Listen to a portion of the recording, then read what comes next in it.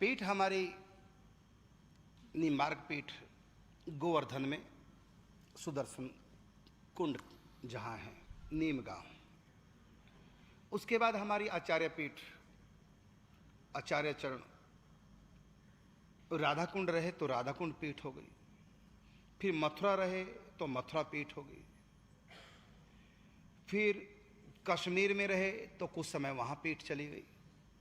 पीठ का मतलब आचार्य हमारे। उसके बाद फिर वृंदावन में बंसी बट पे, और फिर दोबारा मथुरा। मथुरा से फिर हमारी आचार्य पीठ चली गई इस्लामाबाद। इस्लामाबाद में दरअसल उस समय जंगल था, एक मुसलमान फकीर थे मस्तंगनाथ, मस्तंग, तो वो हिंदुओं के ऊपर बहुत अत्याचार करते थे। जो भी द्वारकापुरी पुष्कर राज जाते उनको तंग करते। तो वहां के लोग मिल करके आए निम्बार्क पीठाधीश्वर श्री हरिव्यास जी महाराज के पास।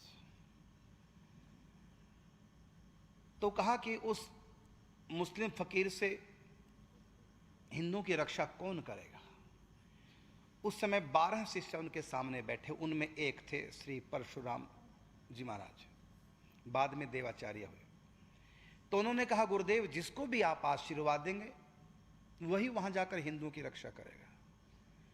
तो श्री हरिव्यास देवाचार्य जी बोले कि बेटा तुम बोले हो और तुमको विश्वास भी है, जाओ फिर तुम हिंदुओं की वहां रक्षा करो और भक्ति का प्रचार करो। फिर गए वहां जाकर के उसको परास्त किया और भक्ति का प्रचार किया।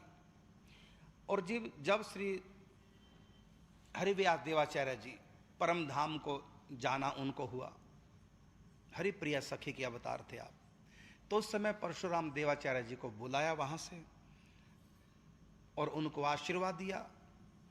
आचार्य पीठ पे जो हमारे इष्ट हैं श्री राधा सर्वेश्वर, वो उनको दिए कि इनकी सेवा करो, और पीठ संभाल दी कि मेरे बाद अब तुम आचार्य होंगे इस पीठ के, अब तुम वहीं जाओ भक्ति का खूब प्रचार करो राजस्थान में।